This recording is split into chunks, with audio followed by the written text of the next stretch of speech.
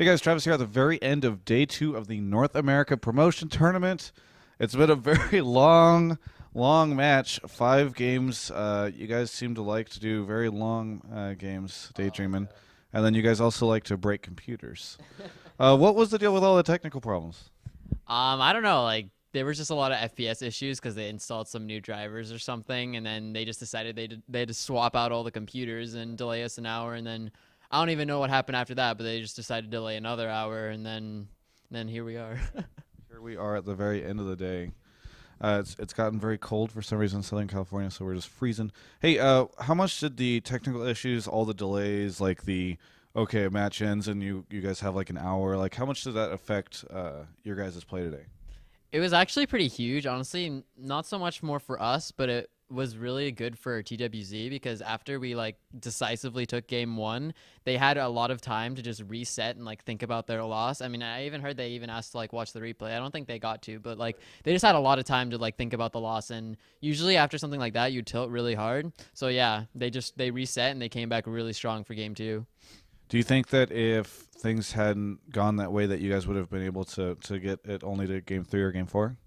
I mean, there's no way to tell, but they're still a really strong team, and without a doubt they're probably going to dominate the challenger scene. So I mean, it could have played a factor. I mean, we probably could have shut them out, but they're still really good, so they probably still would have taken it to us.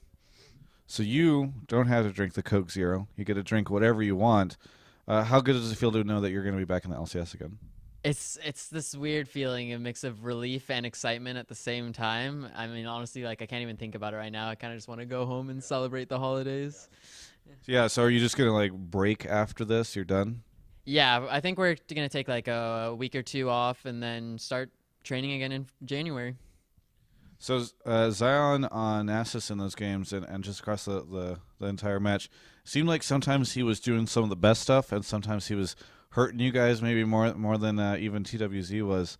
What was going on in the comms for that kind of thing? Were you guys like, yeah, kill him? Oh no, don't go ahead yet. Like, how did that relationship sort of manifest?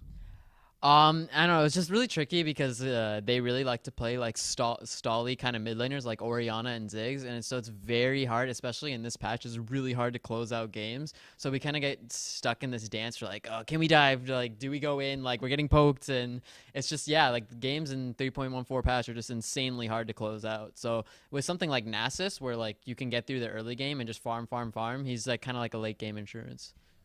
No, I wouldn't go so far as to say that you're a really good hooker, but you do land some pretty good hooks. This match especially. What do how were you feeling about your personal performance? Were you just like, man, I am on it right now, or what was going on there?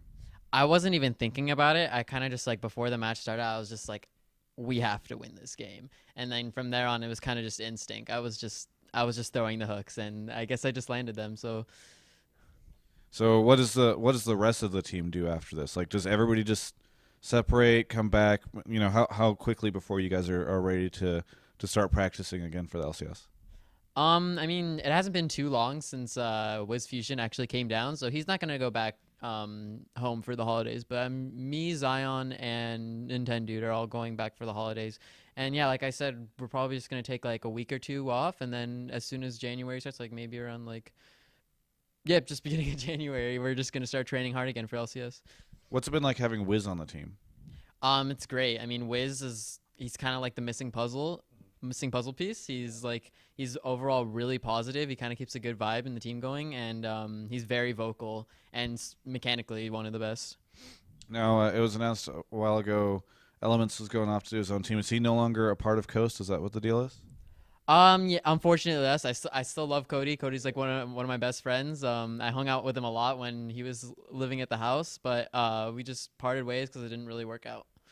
So, do you guys have any plans to bring in? A lot of people have been talking about, oh, you need like the 6 or 7 members. Like CLG likes to tout that a lot. Are you looking for a 6th member of the team, or do you have anybody right now helping out? Um, we have some stuff in the works like for analysts, but as for like a sixth man, like kind of like a life coach, like what Dan Din's been doing, we don't necessarily want. So as far as analysis goes, we'll have someone. Getting that research on. All right, you have anything that you want to say here to all the Coast fans, all the Daydreaming fans that were A little scared there up until that Game 5 stomp.